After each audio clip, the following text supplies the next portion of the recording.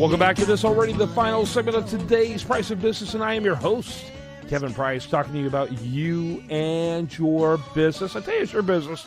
Kind of understand what's happening in the sports business arena, which is why my good friend and regular feature here on the Price of Business, Chris Kidd, comes on, talks about what's happening in the business and entertainment and sports front, and how it all collides with money. And we got a big issue coming up today. But before we get into that, do want to mention, first of all, props again to the Astros. That game that Dallas pitched was unbelievable against the New York Yankees. And I saw it at a friend of mine's house. He has a 75-inch screen TV. Oh, wow. And, it was like unbelievable what it was, watching it. It's never been more amazing to watch. It's even almost better than being there, to be honest with you. It was so incredible. Unless you got seats right up front behind home plate or something. Yeah, it's exactly what it felt like. It actually felt like we got to sit behind a pitcher. Yeah. A lot of the time, and to see how he surgically chipped away at each of those hitters and how futile their efforts were, it was really extraordinary. It was amazing. It was that was an awesome game. It was incredible, and props to them. Do want to mention we are now in talks with the folks from the Houston Astros management about sending someone on to talk about how they went from worst to first in 2 years, and not quite first. They were first 3 weeks ago. Yeah.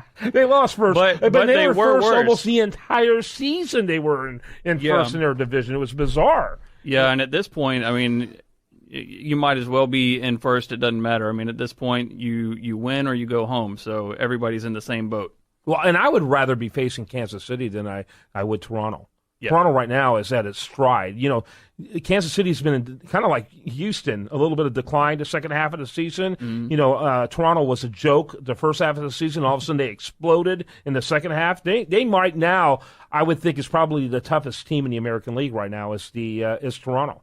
Yeah, and I hope it really works out for us. The Astros looked really good the other night. But a lot of times you don't want to play that team that is peaked going into the playoffs. Yeah. You want to play those, like you said, that have kind of declined. And, hopefully, that works out kind of in our favor, though, too. And, we get back and, get to that peak performance level again. Yeah.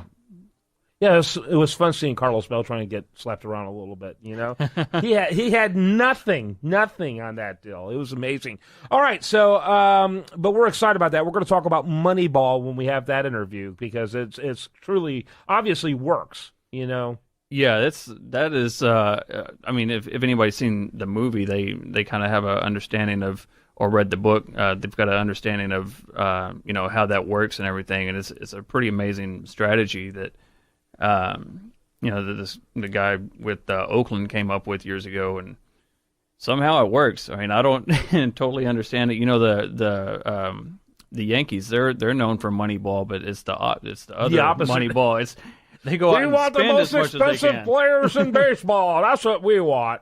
And so, and it was really a David and Goliath kind of story. You see those guys with their pinstripes, and that stadium is breathtaking stadium. It's awe-inspiring, and the average age of an Astros is about 27, and to come in there and tackle them like they did, it was so impressive. Yeah, they showed a lot of character and a lot of poise just coming in and playing and winning and shutting them out in a situation like that. I want to say almost unbelievable, but that was really awesome. Another big story that we were going to focus on the rest of our segment here is about the pink campaign in the NFL, and shame on them is what we're being told. First of all, give a little background of what the pink campaign is all about.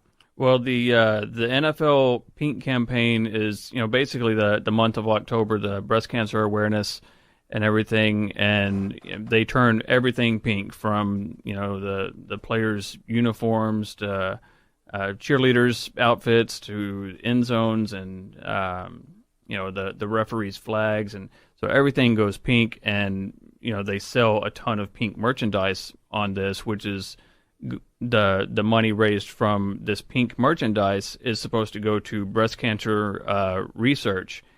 And what has come out this week is there's a very, very small portion of that actually goes to breast cancer research, and it's really upsetting a lot of people. And in fact, I think Roger Goodell, the NFL commissioner, has really done a pretty poor job.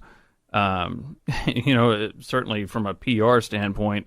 And not just on this. Yeah, I mean, this has been for a couple of years. I mean, it's really, the way that he handled the Ray Rice deal and Adrian Peterson thing, and then they had the Deflate Gate, and all these things, and it's just the way that he's handling it just does not.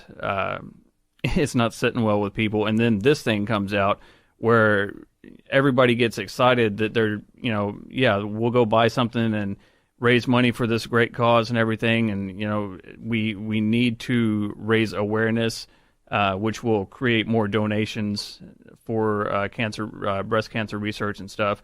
So the cause is great. And even to me, it's more of a marketing thing for them. It's not so much, obviously, I didn't even mention any of the numbers, but basically the way it's broken down, Darren Rovell from ESPN actually broke this story earlier, I think it was this week, and the NFL takes like a 25% royalty off of the wholesale price, which is basically half the price.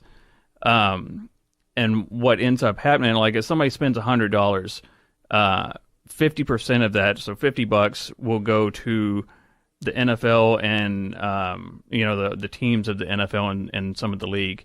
The NFL, their little royalty part that they actually take out is like 1.25%.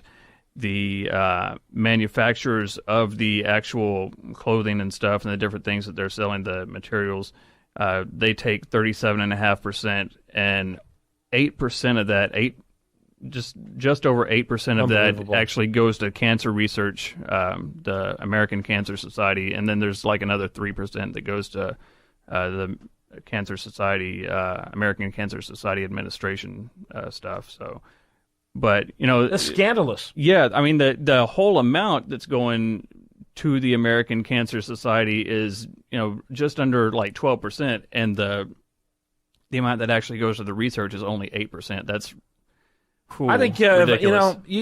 I encourage people to go online, go to social media, and contact the NFL and tell them this is unacceptable. And they could argue that they're getting exposure to an issue that wouldn't otherwise happen, but I'm telling you, they're making huge amounts of money while they do it. This is unacceptable. Chris Kidd, you can learn more about him at chriskidd, KIDD.com. And thanks for being part of our show. I also want to send props to Brilliant Energy, Cornerstone Recovery, and the Parsivan Law Firm. I hope you have a great rest of your day and spend it wisely on this station.